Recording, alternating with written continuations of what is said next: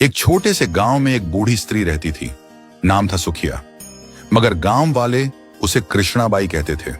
क्यों? क्योंकि उसका जीवन श्री कृष्ण की भक्ति में ही डूबा हुआ था। वह कहती थी, मेरा जीवन तो बस कान्हा की माला में गूंथा हुआ है। एक छोटी सी झोपड़ी में उसका निवास था। दिन भर वह गांव के घर घर जाकर बर्तन मांजती, झाड़ू पोंछा करती और भोजन बनाती।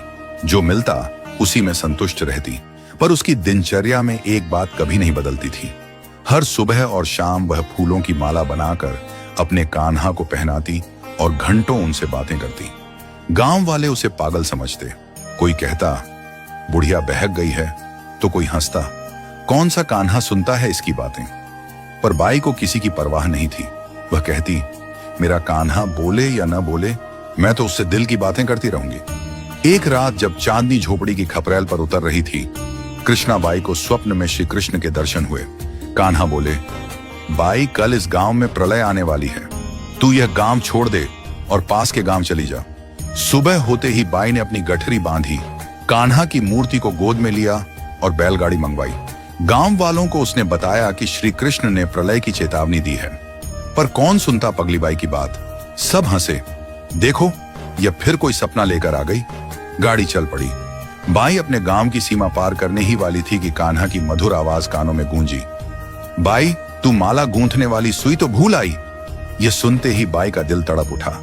हे नंदलाल, कैसे माला बनाऊंगी, ये तो मेरे प्रेम की डोरी है। बाई ने गाड़ी रुकवाई और बदहवास झोपड़ी की ओर भागी।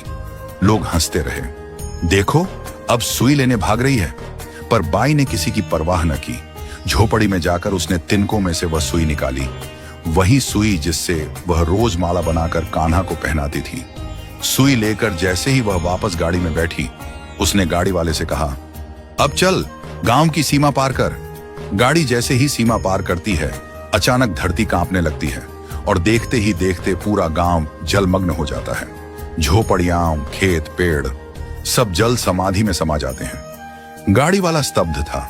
उसकी आंखों से अश्रुधारा बह निकली। उसने कृष्णाबाई के चरण पकड़ लिए। बाई, तू सच में पगली नहीं, भगवान की सच्ची भक्त है।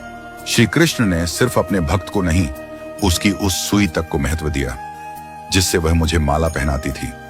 यह सुई कोई साधारण वस्तु नहीं थी। यह प्रेम की सुई थी, भक्ति की सुई, जो श्री कृष्ण के हृदय में उतरती थी। जैसे ही वह सुई गांव से बाहर आई, कृष्णाबाई का प्राण प्रिय गांव, जो अब श्रापित हो चुका था, विनाश की भेंट चढ़ गया। जब तक वह सुई गांव में थी, कान्हा की कृपा वहां थी। जैसे ही वह बाहर आई, श्राप का प्रभाव प्रकट हो गया। इसलिए संतों ने कहा है, भ्री बदरिया पाप की, बरसन लगे अंगार, संत न होते जगत में, जल जाता संसार।